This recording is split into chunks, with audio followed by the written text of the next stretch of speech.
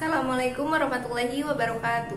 Perkenalkan, nama saya Alvina Amulia. Saya dari Program Studi Pendidikan Matematika Universitas Muhammadiyah Profesor Dr. Hamka yang memilih sekolah Madrasah Aliyah Tahiriyah yang berada di Tebet, Jakarta Selatan.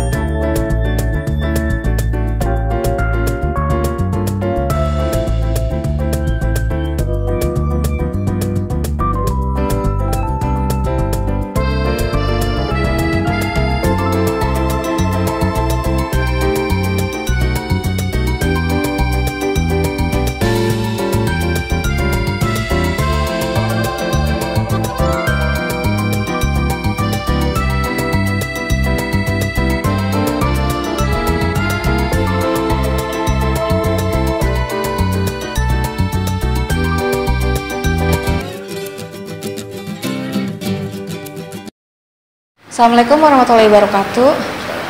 Kami mahasiswa dari Universitas Muhammadiyah Profesor Dr. Hamka, Program Studi Pendidikan Matematika.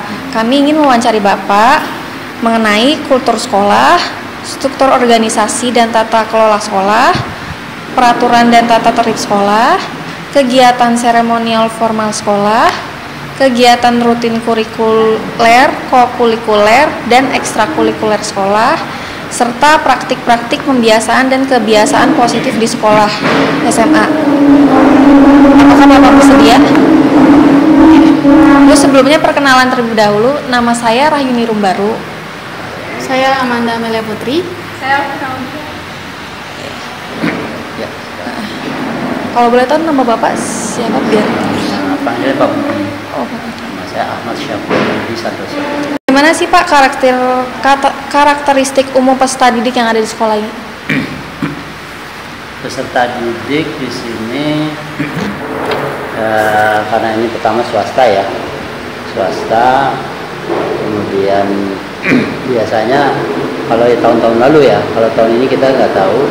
Tahun-tahun lalu itu kan memang biasa swasta itu adalah anak-anak yang tidak diterima di negeri, maka dia lari ke swasta. Dan kita di sini terus terang memang secara ekonomi siswa di sini adalah menengah ke bawah. Biasanya KJP menengah ke bawah, dan tiap tahun beragam ya. Kita terima siswa itu ada yang rajin, ada yang menengah, ada juga yang kurang. Nah di sini makanya kalau di Aliyah khususnya pembiasaannya adalah setiap pagi masuk itu kita sholat duha dulu bersama. Nah, setelah itu tadarus, berdoa. Nah, setelah itu baru kita masuk kelas untuk belajar. Kecuali hari Senin kalau upacara, ya kalau hari Senin upacara. Ya, kalau tidak upacara tetap kita tadarus. Kita sholat duha bersama. Nah, mungkin itu dengan itu kita berharap ya anak-anak yang tadinya ini pembiasaan untuk sholat lah. Ya, karena sebenarnya zuhur juga kita sholat berjamaah. Bagaimana bentuk susunan struktur organisasi dan apa saja tugasnya masing-masingnya, Pak? Organisasi. Jadi Madrasah Aliyah ini dipimpin oleh kepala madrasah. Nah, kemudian Di bawahnya ada wakil kepala madrasah. Di sini kenapa wakil ini cuma satu? Ya, jadi saya wakil kepala madrasah ini merangkap kurikulum juga, kesiswaan juga. Karena memang muridnya cuma sedikit, jadi tidak diperkenankan untuk banyak. Ya, jadi dari sana juga kemenangnya ya, jadi penmat. Kemudian di atas madrasah ada yang namanya LPIAA, Lembaga Pendidikan Islam Adiniyah At-Tahiriyah. LPA ini merupakan satu lembaga di bawah yayasan Adiniyah At-Tahiriyah. Tapi dalam kerjanya LPIA ini dia bekerja sendiri ke atas yayasan, seolah-olah hanya sifatnya konsultasi gitu ya. Kalau saya pengamatan saya begitu. Jadi seperti itu. Jadi yayasan Adiniyah At-Tahiriyah, Lembaga Pendidikan Islam Adiniyah At-Tahiriyah, Lembaga Pendidikan Islam atau LPA ini membawahi Madrasah Aliyah, Madrasah Sanawiyah, dan Madrasah Ibtidaiyah. Apa saja peraturan dan tata tertib yang ada di sekolah SMA, Pak? Peraturan untuk apa nih? Untuk siswa, untuk guru? Siswa dua-duanya. Ya. Kalau untuk guru kita pokoknya karena gini, kalau di DKI kan 6:30 masuk ya, kita kebijakannya jam 7 masuk. Jadi guru jam 7 harus sudah datang. Sebelum jam 7 sampai jam 2 sudah datang, nanti pulang sampai selesai. Bagaimana Pak jika terjadi pelanggaran yang dilakukan oleh murid ataupun guru di sekolah SMA ini? Apa tindakan yang sebaiknya dilakukan Bapak? Kalau siswa, kita memang memberikan satu sanksi yang sifatnya malah lebih persuasif dan lebih edukatif ya. Biasa kita memang kita nasihati, kemudian kita kasih hukuman.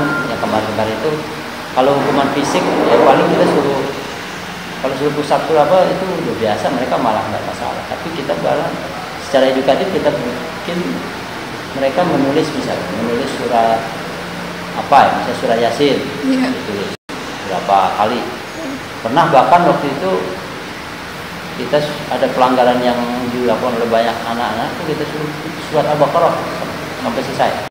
Kalau guru ini memang kita lebih bersifat persuasif ya. Kemudian kalau masalah peringatan dan sebagainya, kita serahkan kepada LPA tapi peringatan secara tertulis, karena pengangkatan, pemecatan itu yang berhak adalah LPA. Ya. Jadi kepala sekolah tidak berhak. Paling kita hanya menunjukkan. Apakah di sekolah ini ada kegiatan seremonial formal seperti upacara bendera, terus rapat, briefing, dan lainnya Pak? Upacara bendera setiap Senin ada. Kemudian upacara 17 Agustus itu kita melaksanakan. Tahun ini enggak, karena COVID. Tahun lalu berbarengan hari Sabtu, ini dia 17 Agustus kan hari Sabtu ya. Iya. Nah di sini kalau hari Sabtu itu ada majelis taklim, rame.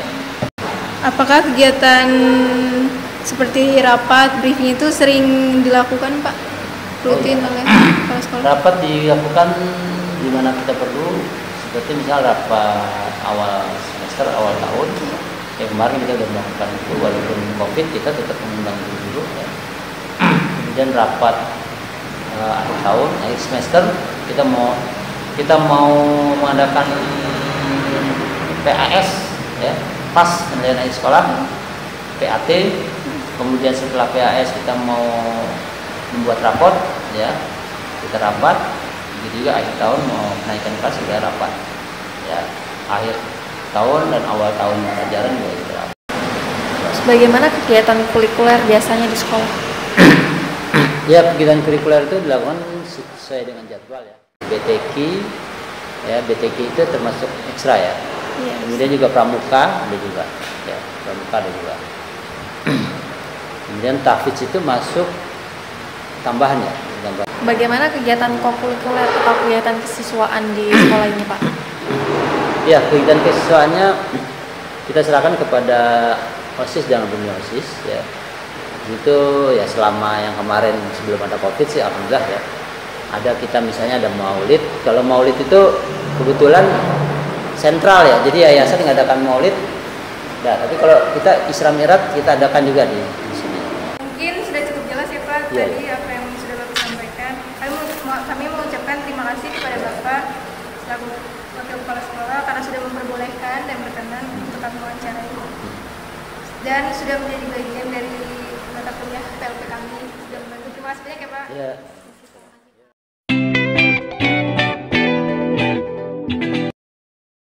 Assalamualaikum Pak, kami mahasiswi dari Universitas Muhammadiyah Profesor Dr. Hamka, studi pendidikan matematika.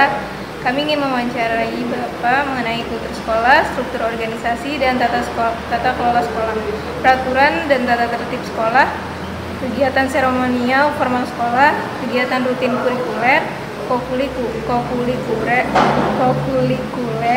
dan ekstrakurikuler sekolah, serta praktik-praktik pembiasaan dan kebiasaan positif di sekolah madrasah. Apakah Bapak bersedia? Siap. Sebelumnya perkenalkan terlebih dahulu, nama saya Alvina Aulia. Nama saya Rahimi Umbar. Saya Amanda Amelia Putri. Nama saya Pak Warhamni MPD. Bagaimana karakteristik peserta didik di sekolah madrasah ini? Ya, di sini itu lembaga pendidikan agama ya, madrasah. Jadi mayoritas itu yang masuk ke madrasah kebanyakan yang tadinya di sanawiyah atau di MTS. Ya, jadi hampir 75% itu lulusan dari agama juga sanawiyah dan 25 dari umum atau SMP begitu. Secara kultur peserta didik apakah beraneka ragam di sekolah ini Pak? Wah, jelas. Dari segi udah pasti jelas, ada orang daerah, ada orang Betawi dan lain sebagainya. Kultur dari anaknya aja beda-beda. Maaf ya, kebanyakan yang masuk di madrasah ini kategori yang banyak masalah. Iya, jadi bisa dikatakan 50-50 ya. Yang benar-benar masuk di sini ada yang benar-benar, tapi ada juga yang masuk di madrasah tuh biar anaknya benar kata orang tua. Saya sengaja masuk ke madrasah biar bisa ngaji gitu. Memang selama ini banyak yang bisa ngaji gitu. Maka kulturnya seperti itu. Jadi ada juga yang orang tuanya benar-benar dengan anaknya bisa agama, begitu kulturnya. Terus bagaimana Bapak sebagai guru menerapkan atau menyerukan peraturan dan tata tertib yang ada di sekolah? Pertama kita harus ngikutin tata tertib sekolah dulu ya, jelas. Guru juga harus ngikutin apa yang ada di sekolah. Guru akan menjalankan aturan yang di sekolah, ya secara umum. Tapi kalau secara pribadi ketika kita ngajar dalam kelas ada sendiri gitu. Ketika anak malas belajar, ngobrol lah, pasti ada teguran, pasti ada hukuman. Nah, selama ini perlu ketahui ya, hampir semua sekolah hambatan dan rintangan dan cobaan dan aneka macam belajar ketidaksemangatan siswa adalah HP. Lalu kalau siswanya melakukan pelanggaran, terus apa yang Bapak? Pertama jelas ya, anak itu ditegur dulu. Terus kalau udah berkali-kali dipanggil ya ke kantor ya. Dia dipanggil ke kantor, ada apa dan kenapa gitu. Setelah itu baru dia dipanggil orang tuanya. Kalau udah berkali-kali dikasih tahu nih masalah anaknya nih. Setelah itu biasanya prosesnya dari wali kelas, setelah itu ke kepala sekolah. Titik akhirnya di kepala sekolah. Seperti itu prosedurnya. Rapat apa saja yang dilakukan oleh guru di sekolah dan poin-poin apa saja yang dibahas? Pertama itu jelas ya, tahun ajaran baru itu di bulan Juli. Terus pas mau semesteran, semester ganjil atau semester genap. Terus ada acara-acara event-event besar maulid, HUT RI itu biasa guru rapat dulu sebelumnya. Biasa bergabung dengan OSIS kalau ada kegiatan OSIS. Dan guru juga tahu. Pas akhir dan terakhir adalah rapat kelulusan kelas 3. Itu guru selalu ikut andil. Mungkin sudah cukup jelas yang Bapak telah sampaikan. Kami mengucapkan terima kasih kepada Bapak karena sudah memperbolehkan kami untuk wawancarai dan sudah berkenan menjadi bagian dari mata kuliah PLP kami. Oke.